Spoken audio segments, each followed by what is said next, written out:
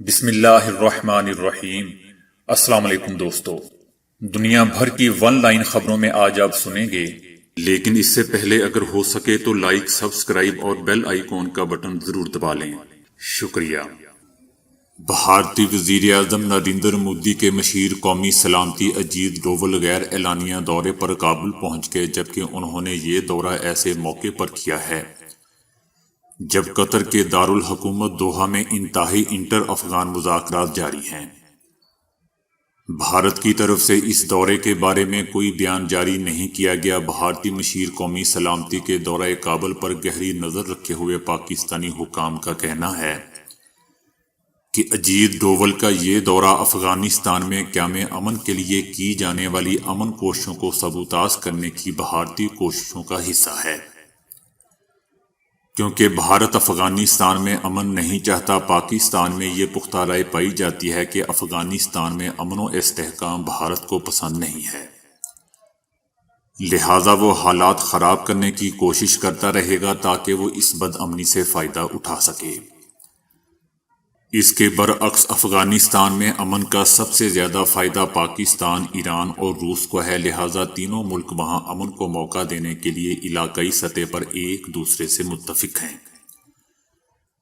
پاکستان افغانستان میں بد امنی کے لیے اندرونی اور بیرونی عناصر کی بارہا نشاندہی کرتا رہا ہے۔ پاکستانی عہدیدار کا کہنا ہے کہ افغانستان میں قیام امن کی راہ میں سب سے بڑی رکاوٹ بھارت ہے، لہٰذا اجیت ڈوول کا دورہ کابل بلا وجہ نہیں ہے۔ بھارت نے افغانستان میں امن کے لیے کی جانے والی کوششوں کو ابھی تک دل سے تسلیم نہیں کیا ہے۔ صدر ٹرمپ کی امریکی انتظامیہ نے بھارت کے افغان طالبان کے ساتھ رابطے کروا کے انہیں ایک سیاسی حقیقت کے طور پر قبول کرنے کے لیے بھارت پر دباؤ ڈالا تھا، لیکن وزیر اعظم نریندر مودی کی بھارتی حکومت ابھی تک اس سے گریز کرتی آ رہی ہے اور اس نے افغانستان میں قیام امن کے لیے ایران اور روس سمیت خطے کے ممالک کی طرف سے کی جانے والی کوششوں سے خود کو الگ رکھا ہوا ہے۔ ایران اور روس ماضی میں طالبان کے مخالف رہے ہیں، لیکن اب انہوں نے اپنا موقف تبدیل کر کے طالبان کو افغانستان کی ایک سیاسی حقیقت کے طور پر تسلیم کرنے کے بعد ان سے براہ راست رابطے قائم کر لیے ہیں۔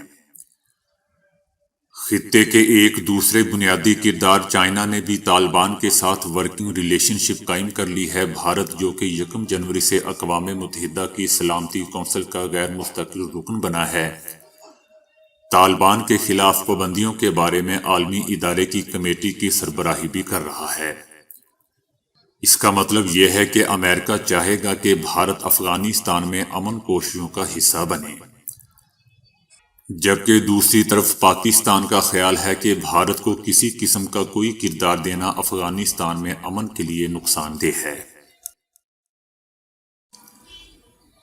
ترکی کے صدر رجب طیب اردوان کو کورونا کی ویکسین لگا دی گئی ہے۔ صدر اردوان کو دارالحکومت کے ایک ہاسپٹل میں کورونا کا ٹیکہ لگایا گیا۔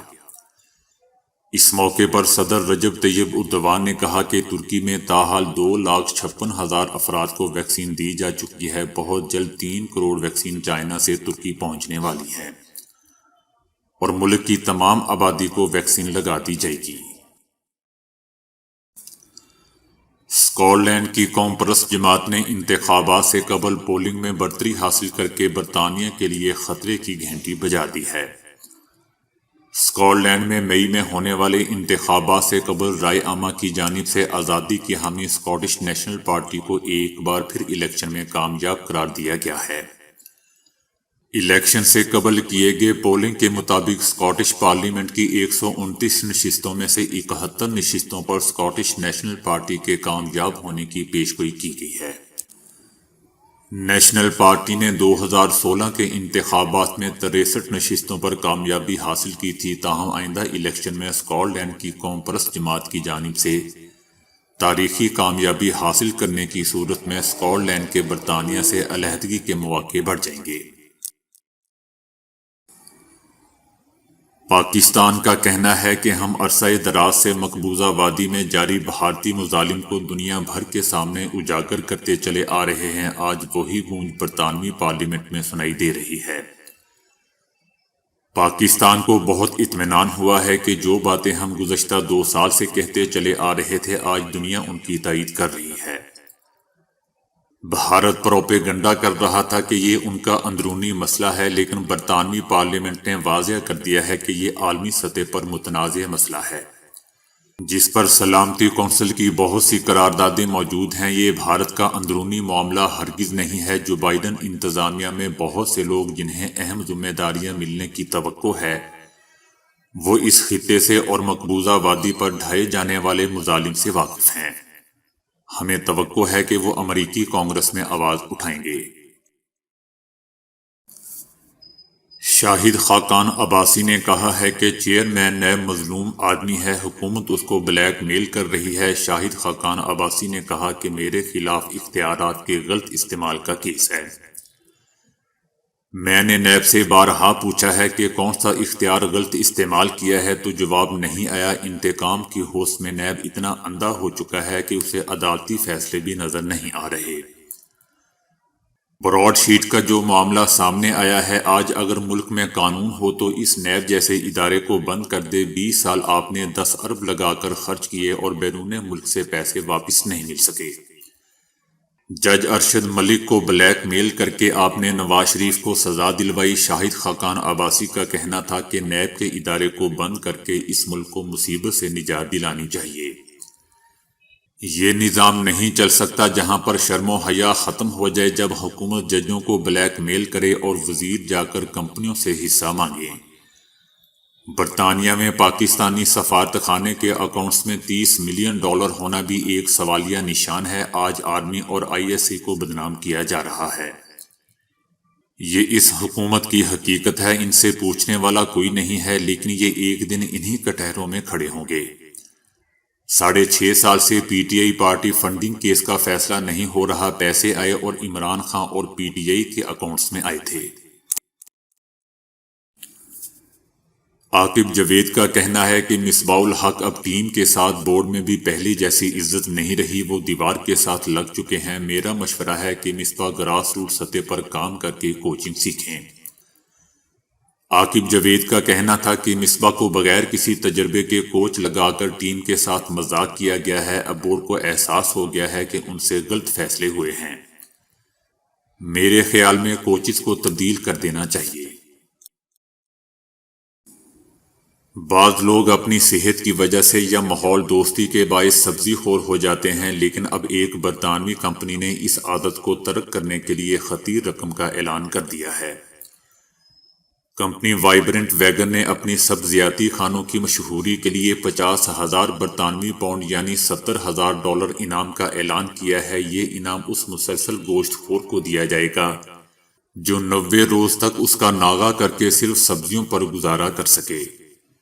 اس طرح یہ رقم پاکستانی روپوں میں 1 کروڑ کے برابر بنتی ہے۔ وہ گوشت چھوڑ کر سبزی کھانے والی حقیقی مثالیں چاہتے ہیں تاکہ مزید برطانوی باشندوں کو اس جانب راغب کیا جا سکے۔ کمپنی کے مطابق خود لوگ بھی گوگل پر سبزیوں والے کھانے تلاش کر رہے ہیں، اور 2017 کے مقابلے میں سال 2020 کے دوران اس میں 3 گنا اضافہ دیکھا گیا ہے۔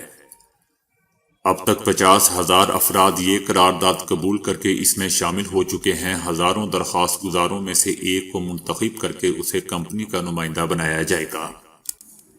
اس کے بعد انعام کے طور پر اسے پوری زندگی 1 لاکھ پاؤنڈ مالیت کی سبزیاں مفت مہیا کی جائیں گی۔ دنیا میں سب سے زیادہ بھارت میں واٹس ایپ استعمال کیا جاتا ہے، جہاں اس کے صارفین کی تعداد 40 کروڑ بتائی جاتی ہے۔ تاہم واٹس ایپ کی جانب سے معلومات کے تبادلے اور فیس بک کو فراہمی سے متعلق پالیسی کے اعلان کے بعد میسجنگ پلیٹ فارم کو اپنی سب سے بڑی مارکیٹ میں شدید مشکلات کا سامنا ہے۔ اس مشکل کا اندازہ صرف اس بات سے لگایا جا سکتا ہے کہ اب تک بھارت واحد ملک ہے جہاں واٹس ایپ نے اپنی نئی پالیسی سے متعلق اخبارات میں اشتہارات شائع کروائے ہیں۔ بھارت میں انگریزی اور ہندی کے کم از کم 10 بڑے اخبارات میں واٹس ایپ کی جانب سے شائع کیے گئے اشتہارات میں کہا گیا ہے کہ آپ کی پرائیویسی ہمارے DNA میں شامل ہے۔ شائع کردہ اشتہارات میں واٹس ایپ کی جانب سے اپنی وہی وضاحت دہرائی گئی ہے کہ جس کے مطابق کمپنی کی نئی پالیسی سے صارفین کے اہل خانہ اور دوست احباب کو بھیجے جانے والے پیغامات کی رازداری متاثر نہیں ہوگی۔ واٹس ایپ پر بڑھتی ہوئی بے اعتمادی کے باعث اگر واٹس ایپ کے صارفین میں بڑی کمی واقع ہوتی ہے تو اس سے نہ صرف میسیجنگ ایپ متاثر ہوگی بلکہ اس ایپ کی مالک کمپنی فیس بک کی بھاری سرمایہ کاری بھی داؤ پر لگ سکتی ہے۔ دوستو، یاد رہے کہ 2014 میں فیس بک نے بھارت کے ریلائنس گروپ کے ساتھ مل کر اپنی سب سے بڑی $22 ارب کی سرمایہ کاری کی تھی۔ حرام مغز میں چوٹ کا شکار ہونے والے افراد کے ہاتھوں کو اس قابل کیا گیا ہے کہ وہ موتی جیسی باریک چیز اٹھا سکتے ہیں۔ فزیو تھراپی اور غیر تکلیف دہ طریقے سے اعصاب کو تحریک دے کر دماغی چوٹ کے بعد مفلوج ہو جانے والے مریضوں کے ہاتھوں اور بازوں کی حرکات کو جزوی طور پر بحال کرنے میں کامیابی ہوئی ہے۔ پاکستان سمیت دنیا بھر میں لاکھوں کروڑوں افراد حرام مغز میں چوٹ لگ جانے کے بعد ہاتھوں اور بازوں کی حرکات سے محروم ہو کر کھانے پینے اور دیگر امور انجام دینے سے قاصر رہتے ہیں۔ یونیورسٹی آف واشنگٹن کے ماہرین نے 6 افراد پر اسے آزمایا ہے، جس کے بعد ان کے ہاتھ اور بازو جزوی طور پر کام کرنے لگے اور 6 ماہ تک اس کے اثرات برقرار رہے۔ یہ تحقیق IEE ٹرانزیکشن آن نیورل سسٹمز کے تازہ شمارے میں شائع ہوئی ہے۔ علاج کے بعد مریض چھوٹی ٹیبل ٹینس گیند کے ساتھ ساتھ باریک موتی اٹھانے کے بھی قابل ہو گئے تھے، جو ایک اہم پیش رفت ہے۔